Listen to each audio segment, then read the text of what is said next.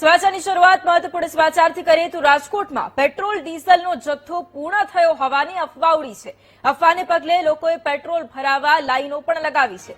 મોટી સંખ્યામાં petrol diesel ભરાવવા માટે પેટ્રોલ પંપ પર વાહન ચાલકો પહોંચી રહ્યા છે. લોકો વધારે જથ્થામાં પેટ્રોલ ભરાવી રહ્યા છે. દરરોજ કરતા વધારે પ્રમાણમાં પેટ્રોલનું વેચાણ થઈ રહ્યું છે. પેટ્રોલ ડીઝલના જથ્થાને લઈને ડીલરનું નિવેદન પણ સામે આવ્યું. લોકોને અફવામાં ન ફસાવવાની અપીલ કરી અને પૂરતા પ્રમાણમાં પેટ્રોલ ડીઝલનો જથ્થો મળતો હોવાનું પણ તેમણે જણાવ્યું છે.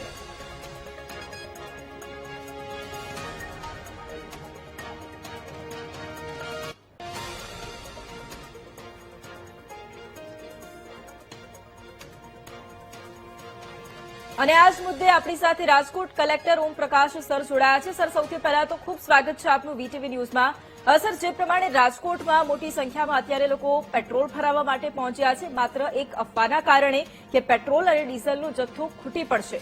સૌથી પહેલા આપની પાસેથી એ જાણીશું કે સ્થિતિ શું છે અને લોકોને આપ શું કહેશો?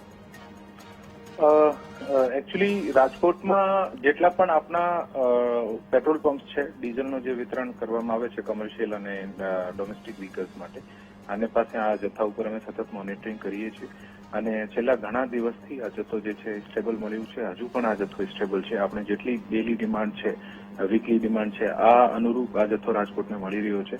આમાં કોઈ પણ પ્રકારની પેનિક કરવાની જરૂર નથી. મારા આપના ચેનલ માધ્યમ પણ મારફત પણ વિનંતી છે કે હવે જે પણ પેનિક અથવા અફવા જે હોય આનાથી દૂર રહેવા વિનંતી છે. અને એવું જે પણ ક્રાઇસિસ હશે આપ અમારા ડીએસઓ કચેરી અથવા જિલ્લા કલેક્ટર કચેરી મારફતે સ્પષ્ટતા માંગી શકો છો, પણ અફવા ઉપર ધ્યાન નહીં આપીને આપણે કોઈ પણ પેનિક કરીને કોઈ પેટ્રોલ પંપ ઉપર લાઈન લગાવવાની અત્યારે જરૂર નથી.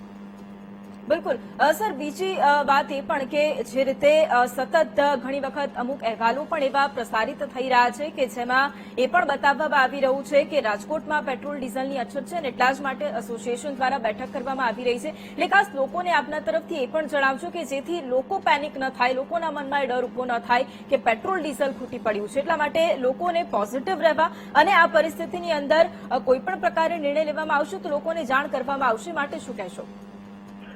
એકચ્યુઅલી આ જે ક્રાઇસિસ ચાલી રહ્યું છે આ બધાને સર્વવિદિત છે અને આના કારણે તમામ એસોસિએશન જે પણ છે, ચાહે પેટ્રોલ ડીઝલના હોય, બીજા પણ એસોસિએશન એનર્જી સેક્ટર હોય, આ સમયાંતરે મળતા હોય છે અને પોતાના જે પણ ઇસ્યુઝ છે, આની ચિંતાઓ જે છે પણ વ્યક્ત કરતા હોય છે.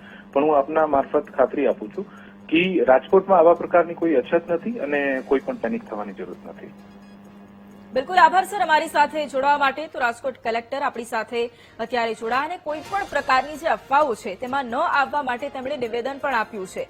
રાજકોટમાં પેટ્રોલ ડીઝલની અછતની અફવાઓ અત્યારે ફેલાઈ રહી છે અને વીટીવી ન્યૂઝ પર જિલ્લા કલેક્ટર ઓમ પ્રકાશ કે જેમણે નિવેદન આપ્યું છે. રાજકોટમાં પેટ્રોલ ડીઝલની અછતની અફવા પર જિલ્લા કલેક્ટરે એક મહત્વપૂર્ણ નિવેદન આપ્યું. તેમણે એ કહ્યું છે કે કોઈ પણ પ્રકારની અફવામાં ધ્યાન ન આપવું અને જો આગળ કંઈ પણ નિર્ણય લેવામાં આવશે તો લોકોને જાણ પણ કરવામાં આવશે. આ એક મોટું નિવેદન તેમના દ્વારા આપવામાં આવ્યું કારણ કે વહેલી સવારથી જ રાજકોટના પેટ્રોલ પંપ પર લોકોની લાંબી કતારો લાગી છે. વહેલી સવારથી વાહન ચાલકો પહોંચી રહ્યા છે. માટે જિલ્લા કલેક્ટર દ્વારા કહેવામાં આવ્યું છે કે કોઈ પણ વ્યક્તિ અફવા પર ધ્યાન ન આપે. તેમણે કહ્યું છે કે હું વીટીવી ન્યૂઝ પર ખાતરી આપું છું કે રાજકોટમાં પેટ્રોલ અને ડીઝલની કોઈ અછત નથી. માટે જે પણ અફવાઓ ફેલાઈ રહી છે તેના પર ધ્યાન ન આપવું. શહેરીજનોને કોઈ પણ પરિસ્થિતિ હશે તો જાણ પણ કરવામાં આવશે.